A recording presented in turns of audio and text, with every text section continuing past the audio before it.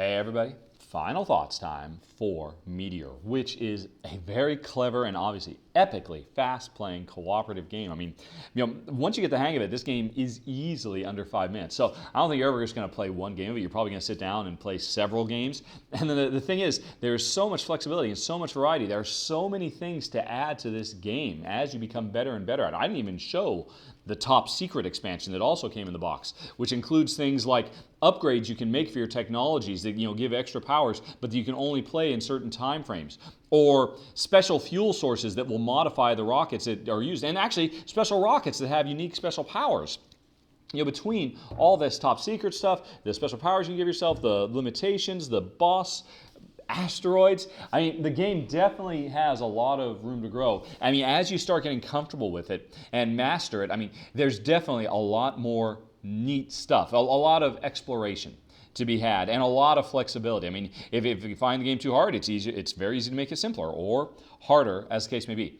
So there's a lot to like here, and actually, I think probably my only complaint about it is, as a two-player game, I find myself almost, kind of wanting more of this panic. Jen and I, we've gotten to the point relatively quickly after not too terribly many plays where, it's surprising. 5 minutes doesn't sound like much, and you really think you're under the gun, but often as not, you'll pass before a given minute timer is empty because, I mean, you generally have, in a given round, a couple of things, maybe 2 or 3 things you can do with your cards. And you'll get those done, and you'll have plenty of time to very leisurely, okay, well, let's go to the next one. I mean, it's really quite surprising that, again, once you get the basic flow down, you can be fairly cool and calm and collected in this game.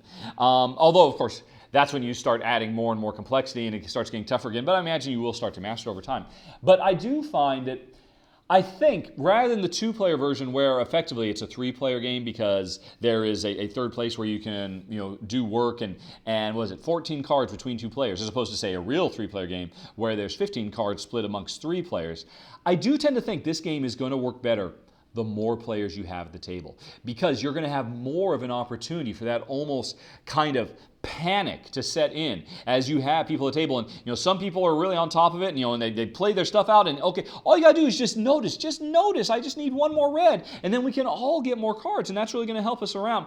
With more players, I think it's going to become a bigger, more robust landscape that you have to take in. With only 2 players, we found it is pretty easy to kind of master the game. And again, we didn't quite have this sense of urgency and panic that I think is what drives the game. So I really think the more players you have to play with, provided they're willing to overcome, there's a bit of a learning curve to this game too, because all these special powers of the meteors, first few times you play, you're going to be pausing a lot, right? What does that meteor do? What does that meteor do? But once you get the hang of it, if you've got a group of people who are willing to commit, it is a hoot. It does exactly what it says. It's a 5-minute game. So really, you're going to play this 3 or 4 times. You're going to mix it up, have a different collection of boss meteors and special powers and whatnot. So you can play this for 15 or 20 minutes as a filler in between other games. And I think in that regard, it works. But really, for it to be at its best, you want more than 2. You want to be really getting up to 3, 4, or ideally 5 players to really get the most out of Meteor. And that's it, folks.